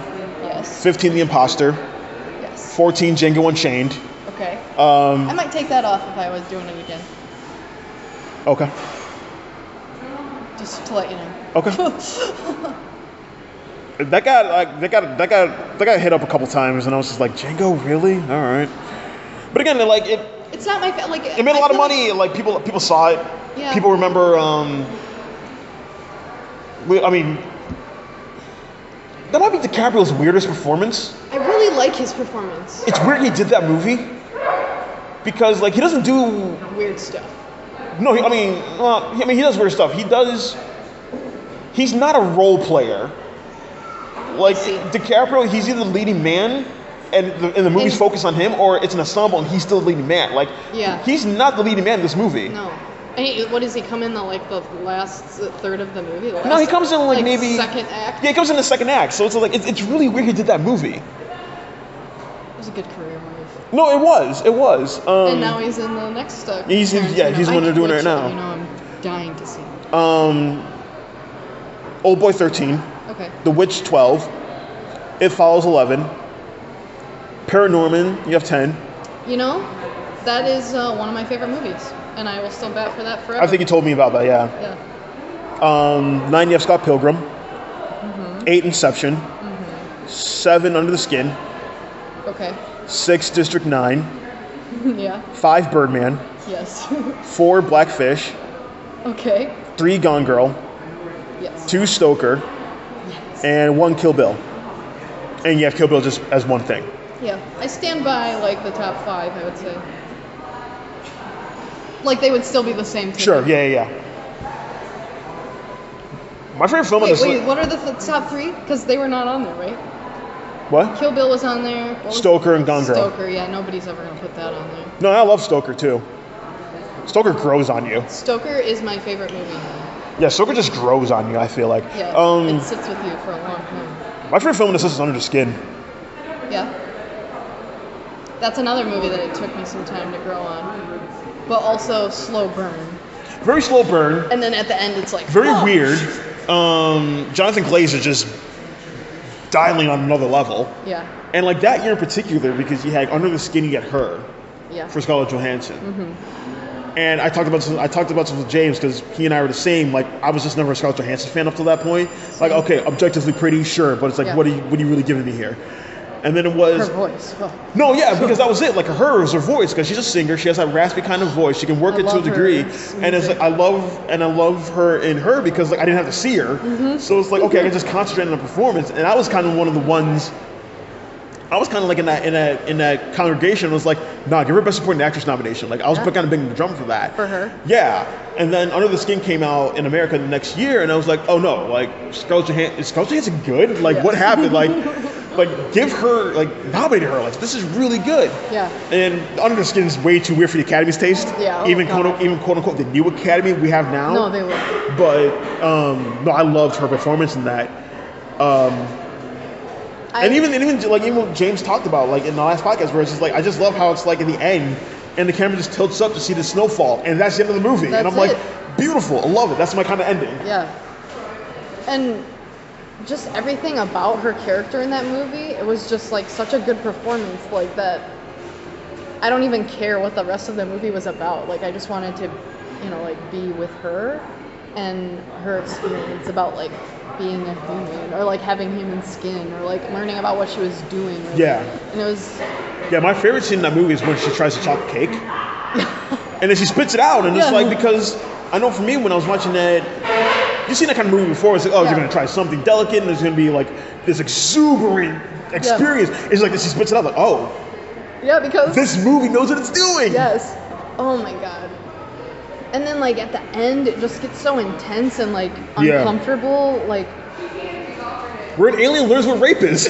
Yeah, it's like really uncomfortable, and like learns what it's like being a woman. Yeah. Like she wasn't scared of that guy before. Right. And then like you're like, oh shit. And even the added benefit of like the hunter has become the hunted. Yeah. Because that's what she did. She did. Like metaphorically, like take him to that room and then like they kind of sneak into the floor. Even if she didn't really know what she was doing. You don't think she knows what she was doing? I feel like no. Really? Maybe not at first. I mean, maybe. I don't know. I got the sense like that she was a little confused. Like she was teaming up with guys to kidnap people and take them to the room. Like yeah, but I don't think she understood like why the men took their clothes off when she took her clothes off. I don't think she understood like what they thought was going to happen to them. Oh, like, okay. She understood that like if I do this, they'll come here. Like if I take my clothes off, they'll take their clothes off. Okay. But like she doesn't get why. Okay. Until like later when she was like experiencing sex for the first time, and she's like, "Holy shit, I have a hole," or like like what's going on? Right. Like, I don't know. Like I got like a little bit of naivety with like what she was doing. Interesting. That's interesting. But maybe not. Maybe she was totally, because she does let that guy go. She feels bad. Yeah, the one guy with the formula with the formula in his face. Yeah, no, that's interesting. Like I feel like it's just because it's like she's driving around Scotland picking guys up. Like yeah, no, I think she like knew she had a mission to accomplish. I don't know if she like understood the complexity of what was happening. Okay, no, that I agree with. Yeah, that I agree with. Yeah. Yeah, we should just talk about Under the Skin the entire time. Yeah, this is an Under the Skin podcast now. We should do, those podcasts when people watch a movie and they'll do like each episode like a minute? Yeah. We should do that for Under the Skin. Like, okay, episode, like the first minute Under the Skin. Second minute Under the Skin. Oh my god. No, it will just be like, okay, she's driving. Okay, she got somebody. Some of those podcasts like last like an hour. Oh. I don't know how they do it. Like there's one podcast where someone's doing like Michael Mann's Heat.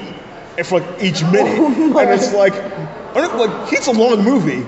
It's like, how do you do that? Like, no, I would rather Mystery Science Theater. How do you Mystery Science Theater that movie? Under the Skin. Yeah. All right, they're driving around. Here we go. Just be like voiceover the whole time. Here are two facts I'll just mention because this is on my Facebook. Here are two facts I'll mention about the comprehensive list overall. Okay. Only 3 women who directed films are on the list. Katia Lund, who co-directed City of God, Sofia Coppola for Lost in Translation, and Catherine Bigelow for Zero Dark 30. And it would be those 2 people. Oh yeah, for sure. Oh yeah, because unfortunately, maybe not with the people I asked to make the list, but I feel like in general, if you ask people who's a female filmmaker, Sofia Coppola and Catherine Bigelow, those would be the 2. And I feel like maybe another one now would be probably Patty Jenkins, just because of Wonder Woman. that might be it. Like, I don't know if anyone else, maybe Ava DuVernay. I think Ava DuVernay could probably get a couple hits in there. But I think that might be it for if you ask like a large contingent of people. Yeah. As far as female filmmakers, I think that but might again, be it. There aren't that many. Which is not true. But I mean, like, they're not getting the same stage. No, that's true. No, that's very true. Yeah, there are female directors making films. Yeah. They are not getting the same support as male like directors. three female. Oh no, for like, sure. No, 3 female directors made 3 of my favorite films this year. So it's like there's a lot. Yeah, they don't have the same opportunities to extend their career. Right, or to make a list like this. Or to make a list like this. Yeah. So like the next stat kind of goes into that, where it's like Wes Anderson, the Coens, Alfonso Cuarón, David Fincher, Christopher Nolan, Martin Scorsese, Quentin Tarantino. They each have 2 films on this list. And those would be the directors that I think you ask this generation who auteurs are working right now. That's absolutely the list. Them. That's absolutely the list, yeah. So I think, I would rather there be more variety on the list. Yeah, same here. But again, when you do a comprehensive thing like this, like there's gonna be, like you kind of joked, it's like you kind of guess what film's gonna be on the list. Well, it's like Tarantino's gonna have a couple on there. Yeah. Fincher's gonna have a couple on there. Yeah. And Nolan.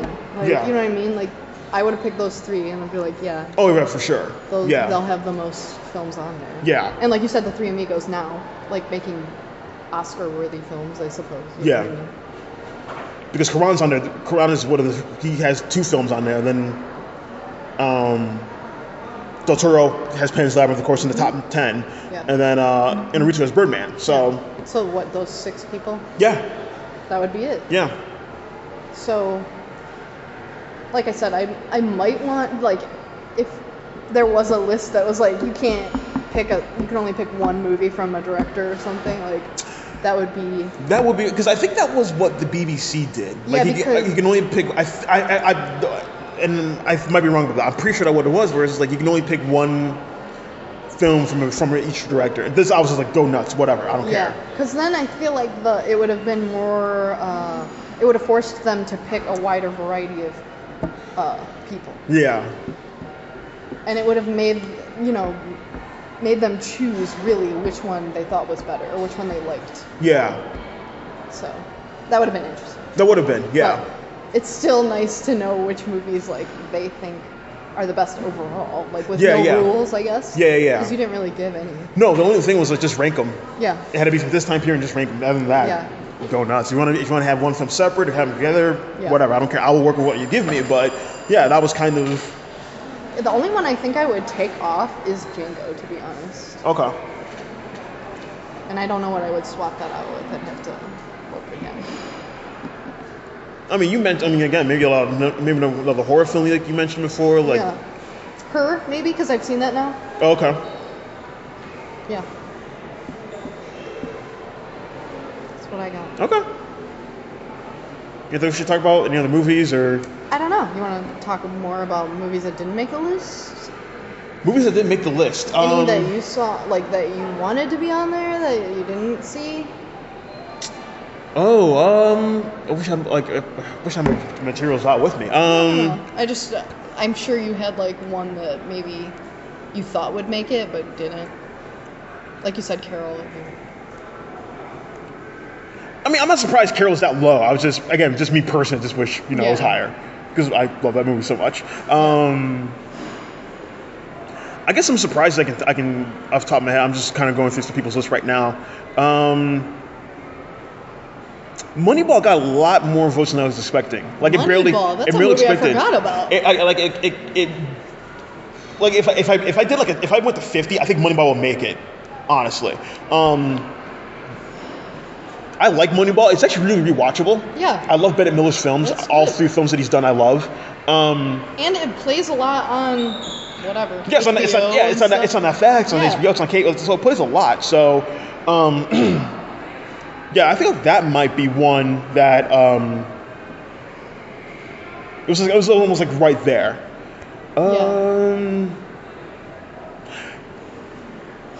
Looking at a mutual friends of ours, I'm surprised Wall-E didn't get more love. Wall-E? Yeah. I forgot. But that's also not like one of my favorite Pixar films. And I feel like love it, like I get it, but. And I feel like for most people who are in the, I'm not an audience for Pixar whatsoever. Sure. But I feel like for most people, WALL-E is like I think like consensus. I think WALL-E is kind of like the best one of that they've done, that I've seen or that I've best as in of Pixar's material, Pixar's like overall. content. Yeah, overall? Okay. yeah. All right. So I'm kind of surprised WALL-E didn't get more love actually. So just kind of thinking about it now. Yeah. Let's go backwards here. You know, I don't think I've ever watched WALL-E as an entertainment purpose. I've only watched it as a studying purpose. Oh, interesting. So I don't know if that has an impact on how I feel about it. I mean, in my expertise, it does, which is why I hate college students.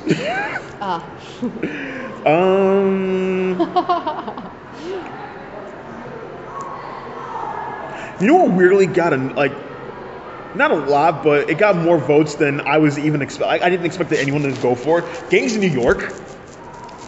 I didn't think that'd make the cutoff. What year did that come out? 2002. Yeah. So it's like, I remember I kept looking at it like, yeah, Gangs in New York, really? Like, I love Gangs in New York. It's a beautiful mess. Yes. Like, it's doing way too much at once. That was my first Scorsese film. That's a good one. Yeah. That's a good one. But yeah, that got more votes. I was like, really? Like, Gangs in New York? That's surprising because that's very like surprising. A big chew. That's like a big bite. Oh, very much so. Yeah. And I'm surprised, that people would sit through it. I guess. Yeah. Or like remember. Oh, Amelie. That's another one. That Amelie. was. I think two people had his number one overall for them, and that got very much so. And again, I think if I went to 50, that would be on there easily. Yeah. But just missed the cutoff point by a couple points. You don't have any documentaries on the list either. No, unfortunately not. Which is kind of interesting when you kind of look at how Netflix is kind of blown up that spot. Blown up that spot and made it very accessible for people to watch documentaries now. Yeah. A number of people. The amount of documentaries that came out in the last 15 years are amazing. Like, I'm surprised no one put anything on there. No, people did. It's just they didn't just get enough votes. They didn't rack up enough. Yeah, didn't rack up enough. Especially like the beginning of the. I think at the beginning of the century, there were a number of there's heavy hitters. Like, you think of Born for Columbine, Fahrenheit 9/11. Yeah. Man on Wire. Man on Wire 2008. Taxi to the Dark Side 2007. Capturing the Freedmen 2003. So there are a couple. Capturing the Freedmen. Yeah, that's a freaky one. Yeah. There's a couple big ones. Yeah. I had Active Killing on my list. Okay. Which is 2013. I've seen that. That's fucked up. But after 2010, there's a string of documentaries that kind of just burst through now. So again, if this list is going to be done again, I feel like horror documentaries will probably be on this list a lot more. Yeah. Because Blackfish, I didn't think I was the only one. But it sounds like I might have been the only one that put that on my list. And that was such a hard hitter. And The Imposter, like I said, I'm surprised more people haven't seen that. It's such a great story. Just the way that the story unfolds was so cinematic to me that I was like, this can't be real life. But it blew my mind. Zhang Yimou's Hero got in there a couple of times. With Jet Li. Oh yeah. Yeah. I got in there a couple times, which is not surprising. Yeah. I mean, that's again I'm surprised Crouching Tiger, Hidden Dragon didn't get more hits. I am too, actually. Because if you want to talk about a touchstone for a lot of people, that might have been the first. I know when I was in high school. Yeah. Oh man, how old? I think so. I know for a lot of people my age, that was their first foreign film they saw in theaters. That might have been mine as well. I don't remember. Probably the first foreign film I've seen. Yeah, and then again, that's it's a Waxia film, and not who in the West knows what Waxia is. So you said wait, they're floating, but they're fighting at the same time. What's going on? What are they doing? But it's that really kind of that did well at the box office. They got a number of Oscar nominations, awards throughout the entire season. Yeah. I feel for a lot of people that again, when we talk about Touchstone, that might be for one as well. Yeah. So I'm surprised they didn't get more love actually. I feel like maybe people did not put. I don't know. We only had 20 Yeah. You can pick from? Yeah, Is yeah. that the rule for the At most PC? 20, yeah. But again, for some people, I allowed them to break it. Yeah. Dang. I just feel like there's too many movies. I want to make a list of like 100. Let's see, what else? Like I said, I think Black Swan was probably the most surprising to me personally. Like, I feel like that one should have been on there. Again, I'm not surprised at all. I don't like Black Swan. That was the film that was like, oh, Natalie Portman's good. That was the film that kind of turned me around because I was not a Natalie Portman fan at all. Interesting. Like, at all. Like, I kind of despised her acting. And then Black Swan was like, okay, I don't know if that's Aronofsky, I don't know if it's Portland, I don't know if it's a combination. Yeah. But it's like, oh, Keep an I eye get out. it. No, like that was when, oh, okay. Yeah. Now I'm a huge fan. But yeah, until then I was just like, no. She acts at you. That's what she does. That's what she did for a long time. That's why I loved the performance as Jack Kennedy, because it's like, or what's the other film? I don't remember what it is, but Natalie Portman is like the least believable actress as far as like conveying like an actual person ever. That's why I think Black Swan and Jackie work, because That's a pretty good. Because Black Swan is heightened. Yeah, she's not supposed to be like a real. No. Like this isn't a tangible. No, and that's the whole point of the movie. Is like, she's good playing the White Swan, but she has to play the Black Swan in Swan Lake. Jackie, she's playing a performance of especially what happened to Jack Kennedy. Right. And she's portraying this idolized figure. Right, of Camelot and all that stuff to preserve his legacy. So it's like, yeah, she has to be heightened. So it's like, it works. If you want, yeah, that plays into her strengths immediately. Would Annihilation make your list now? No. Again, it just came out this year, so no. Okay. Again, time. Yes. I'm surprised Hurt Locker didn't get more hits, kind of, personally for me. I'm glad it didn't. Okay. I didn't really care for that movie. Okay. Why? I'm not a fan of like war movies in general. Oh, okay. I think maybe it was just a preference of content. Not to say it wasn't a good movie. Okay. But I would take Zero Dark 30 over The Hurt Locker. I would too. I feel like Zero Dark 30 is a better version of Hurt Locker. Yeah. And I don't care for Jeremy Renner that much, so it's like hard. It's just a general distaste for everything. Okay. Again, if I feel like Whiplash, I'm surprised Whiplash didn't get more love. I've gone on record my many problems with Whiplash, but that's a beloved movie as well. Beloved. It is. Yeah. Here's one for me. I'm surprised Paul Thomas Anderson only has only one film on the list. Mm-hmm. It's number one, so it's like there's nothing to really sneeze at. But it's like I'm kind of surprised he only has the one. I know a number of people put Inherent Vice on their list. I love that movie. I don't know if I would put it. Maybe I would. I don't know. Again, there's only 20, so there's only so much real estate. The Master wasn't on there? Oh, I mean, The Master is doing. Was that 2000? That was 2012. Yeah. That's my favorite film of the decade. But it wasn't on your list. It's on my list. It's number one on my list. I thought there will be. The comprehensive list. No. Oh, yeah. I'm saying my personal list is number one for me. Oh, yeah. No, the comprehensive. That's what I'm saying. Like, yeah, the Master's not even on there. No. The Master, no. But I know, like, people that you probably asked, and have a few people in mind that. And even the people you don't know. Would put that number one. No, even the people you don't know, they put Inherent Vice on their list. Punch Drunk Love was here and there. I like that one. I might add that. I've seen that since I made the list. Yeah, that's the thing with Anderson. He only has Punch Drunk Love, There Will Be Blood, The Master, Inherent Vice, and Phantom Thread was this last year, so that didn't exist at the time. Yeah. But no, I mean, There Will Be Blood. That's for a very specific person. Straight white male. That is their. It's true. It's very true. That's their movie. And I always say that No Country for Old Men is hearing a language spoken perfectly. Like that movie, that's a perfect film in my book. And then There Will Be Blood is almost like hearing a new language for the first time, because the things that film does, especially the ending. Yeah. What Dana Day-Lewis does. It's a tour de force as far as like the acting goes and the directing. Yeah. So I'm not surprised he made number one. I'm just surprised Paul Thomas Anderson, considering how beloved of a director he is. I'm surprised he only had the one film. Yeah, I guess I'm more surprised that The Master wasn't on there at all. Again, I wish it was. Yeah.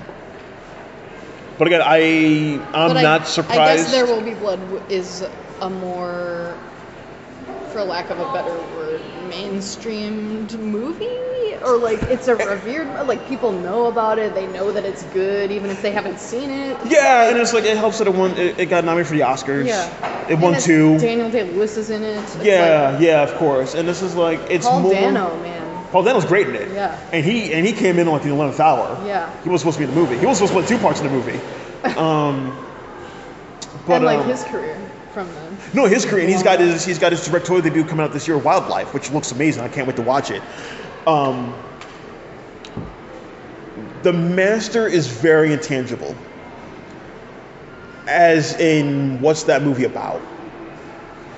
That's why I love the movie, because you can watch that movie so many times and it won't reveal its secrets ever, and that's why I love it. The There Will Be Blood's almost like a simple narrative. Yeah, it's pretty straightforward. It's oil baron. Like, we don't see that. I mean, that person doesn't exist anymore in real life, but it's like. But he's like a caricature of what we right. think it was like. Right. So we've seen that before. The Master's like, what is this movie? I see. So I think that might be it. So do you think your list is more mainstreamed? Like it's more like generalized of like this is what people generally like? No, it is. It very much is. Again, that's kind of, I don't know if that's what I was going for. Again, I didn't want like the list to be like just what I would put on there. Yeah. I wanted to be more broad than that. I wanted to be more comprehensive. Again, that was the point. So it's just like, I know that's what we talked about. That's why I got the idea for the podcast to do with you. It's like that. I think it is more mainstream in those regards. Again, like you don't have there's some directors on here like you don't have like Kelly Reichardt on this list. You don't have like Claire Denis on this list. I guess that's why I was interested in seeing what all the one-off movies were. Okay. Because that is a more interesting list. Oh, sure. Yeah. Because I feel like everybody, including myself, hearing my own list back to me, made the mistake of putting movies that I knew were good. You know what I mean? Like, but they're not movies. That's what I wanted, though. That's what I told you. Like, put the best list they can come up. Put the best movies on your list they can come up with. But they're not my favorite movies. But again, I didn't specify what I meant by best. It was like it's like the MVP in the NBA. Like whatever your most valuable is, that's up to you.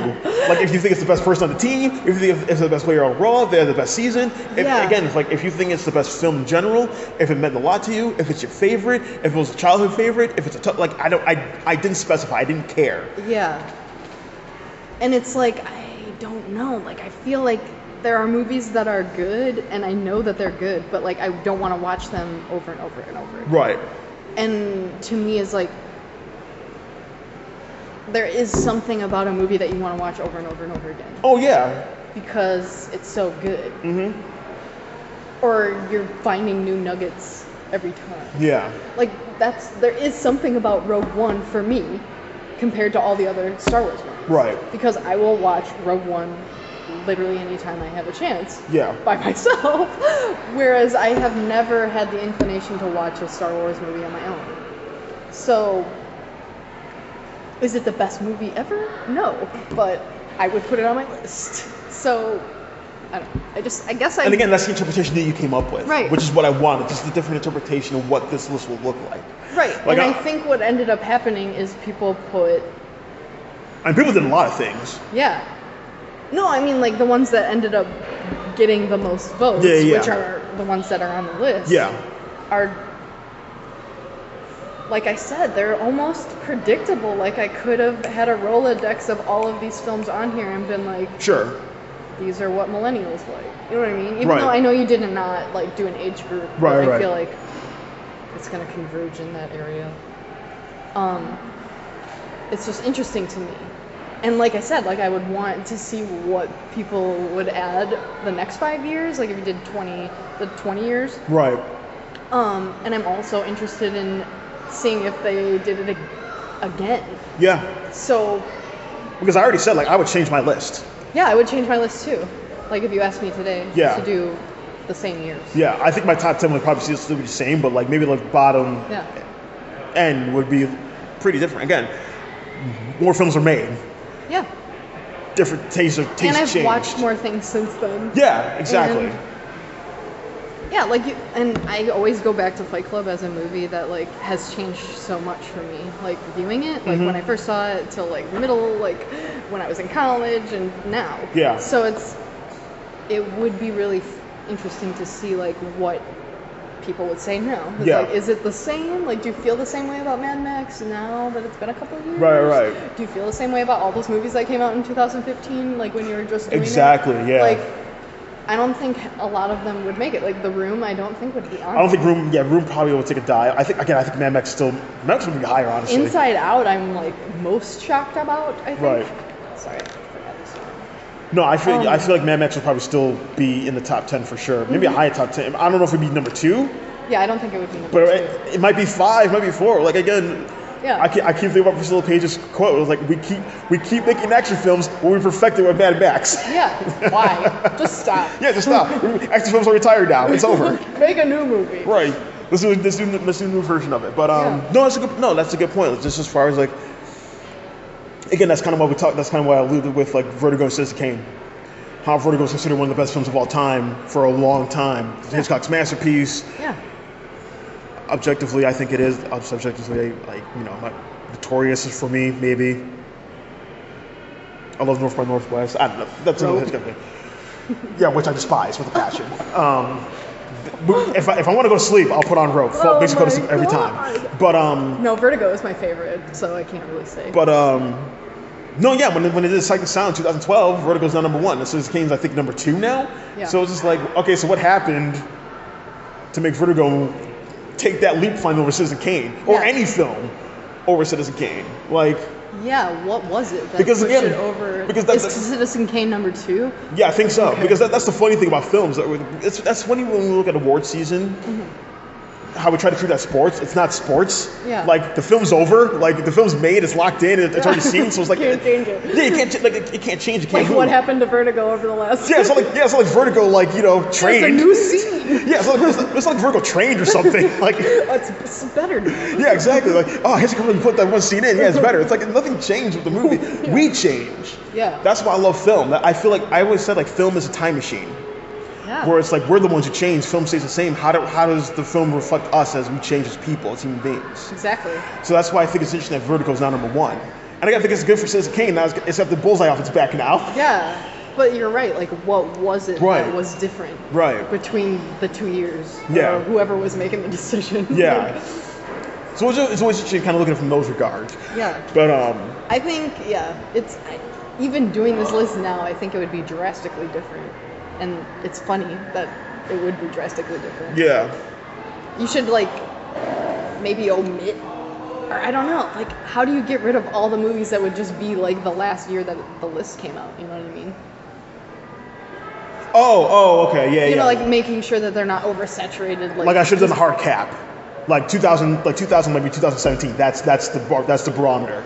Like you can't do films of this year. Yeah. That would have been interesting. Yeah.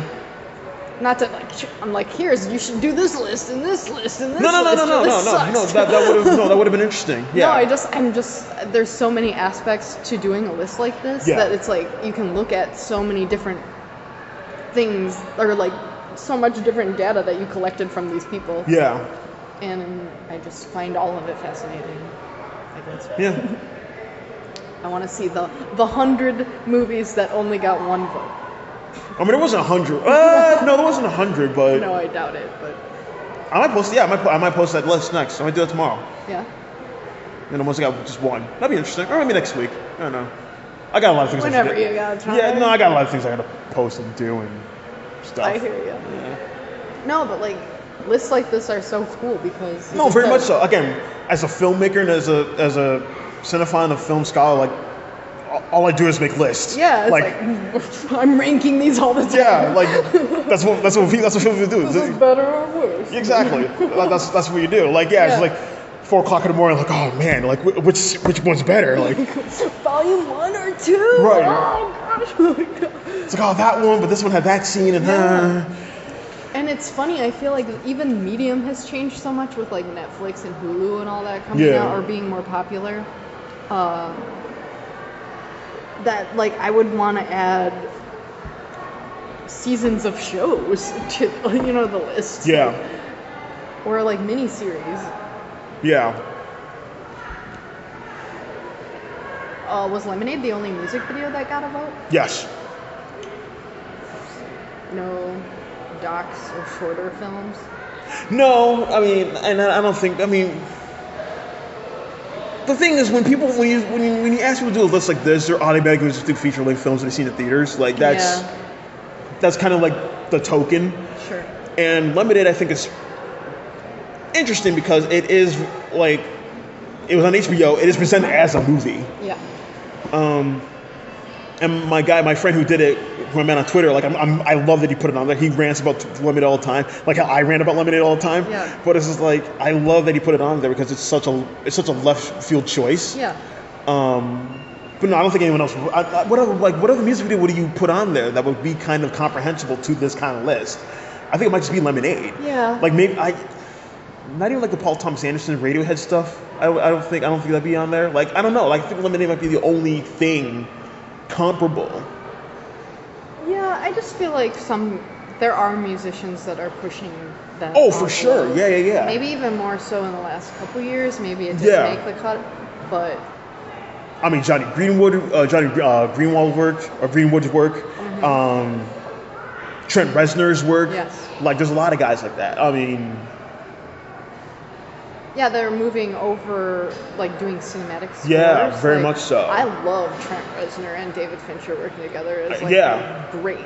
Like the tension in the music. Yeah. And it's reminiscent of Nine Inch Nails. So like people who are fans of Trent Reznor from before, I can hear where like that came from, you know what I mean? Right. So same thing like my favorite. I do that all the time. I'll be like, did you hear this? This is literally from Gone Girl's soundtrack. Do you hear this Nine Inch Nails song? Like same thing like my favorite composer right now. Well, I got a lot of them, but one of my favorite composers is Mika Levy, who did the score for Under the Skin and Jackie. Oh, I love the soundtrack for Under the Skin. And I was so happy when she got nominated for Jackie, for the Oscars nominated for Jackie. It's like what she's doing. Is so.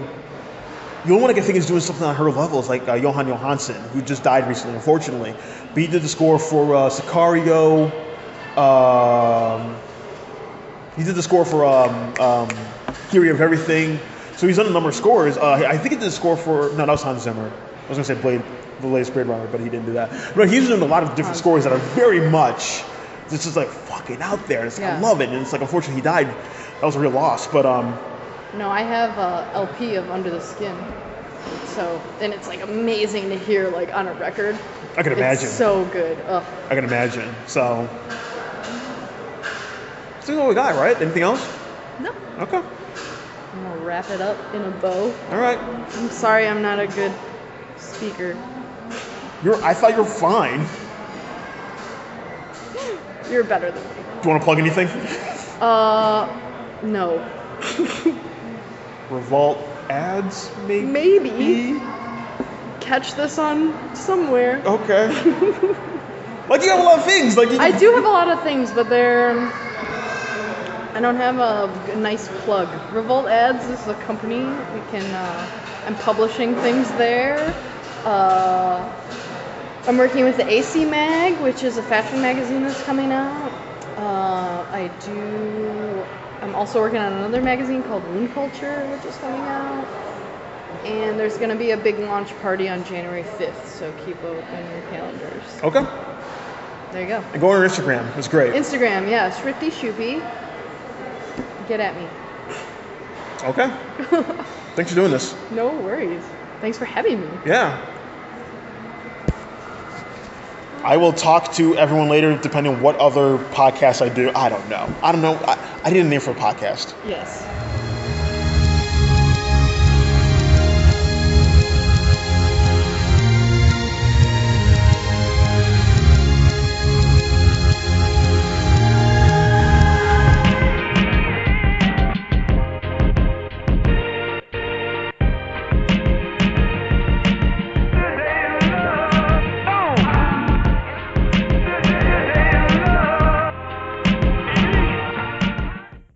mercurial film, Do you but want it's to like, pause?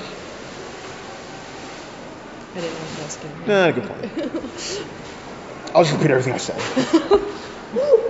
It'd probably be easier to cut if we stopped talking. No problem. Do. Intermission. Buy your popcorn at the concession stand.